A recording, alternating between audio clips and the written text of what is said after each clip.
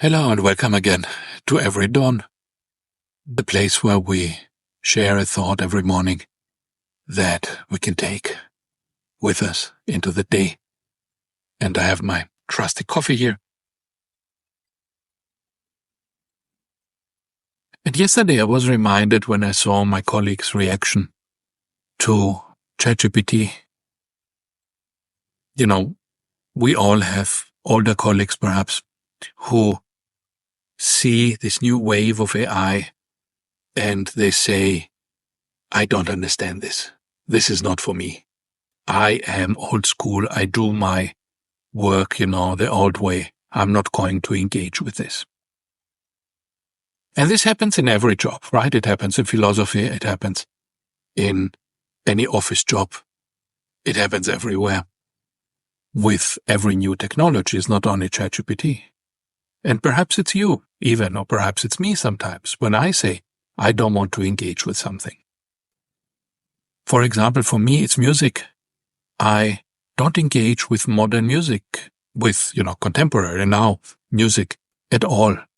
I have no idea what Taylor Swift is doing. I hear the name, I read it in the newspaper, but I have no idea of her music. I'm not going to listen to it because the music I like to listen to is music from the 70s and 80s. And this is the music when I was young, and perhaps like most of us, I'm, attached to this kind of music, and I don't care for the music that they do now. I mean, it's not my thing. So it's just another way of the same phenomenon, right? That somebody said, this is not for me because I am a different generation. I am something different. I don't identify with this. But I remember that even my grandfather did this. My father once told me, I didn't know my grandfather because he died earlier, but my father once told me that in the 70s, when people at home had recording machines with tape, and these were not the cassette tapes, but it was this big recording tapes, but my grandfather even then was too old, and he was unable to understand how this worked. And he said, I don't understand this. I don't want to understand it. But he was not actually uneducated. He was an educated man. He knew science. He knew how electricity worked. It was easy for him to understand this. He could have understood it, but he just did not want. And not wanting to understand it meant that he had made a decision, a conscious decision, to not be part of the modern world. What for him was the modern world of the 70s. He didn't want to be part of this anymore. And this already when I heard it for the first time, the story, and now when I think about it with my reactions or my colleagues' reactions to AI, I realize that this is a very dangerous way of viewing the world, and it's actually a kind of death. It's a kind of refusal to change, of refusal to adapt.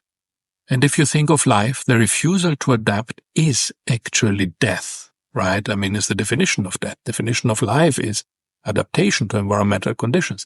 Definition of a dead thing is something that does not change, right? This here does not change. This here is dead. The coffee doesn't do anything anymore. It won't adapt. It's dead. So being dead means, you stay where you are and you don't adapt. And so not adapting is a sign of death. And nobody wants to be dead. So perhaps today when we go out, we should force ourselves a little more to engage with things that are challenging to us, with things that cause us fear, and with things that are uncomfortable to us. But stepping out of our comfort zone is actually what keeps us alive and what keeps us connected with the world. And being connected is crucially important because then we are part of this circle of life, of this web of life, not only physically by, eating and excreting, but by culturally, by ingesting the culture of our time and then producing something that will connect with others and make us part of this culture and give us a voice. And then we are part of this whole thing. If we not only consume, but if we produce something. Like in nature, every animal consumes and produces something for other animals. There is no animal that only consumes. There is no plant that only consumes. Every plant produces something, produces leaves, produces fertilizer, produces, vitamins, produces things that other animals use then. And this is true of everything in nature, and it is also true of our culture. And I think that much of human unhappiness, and this is something Aristotle said, and also Bertrand Russell, who was a philosopher of the 20th century, they pointed out that what makes us unhappy is exactly that we are not participating in the world fully as we should. And happiness is often just participating, just taking on the world and doing your thing in it, and then your life feels meaningful. And you know what you have achieved. So in the evening you come home and you can tell, your partner or your children or yourself what you have achieved today, because you have achieved something, you have produced something, you have done something. And even if one's job is not that meaningful, one can do it outside of a job.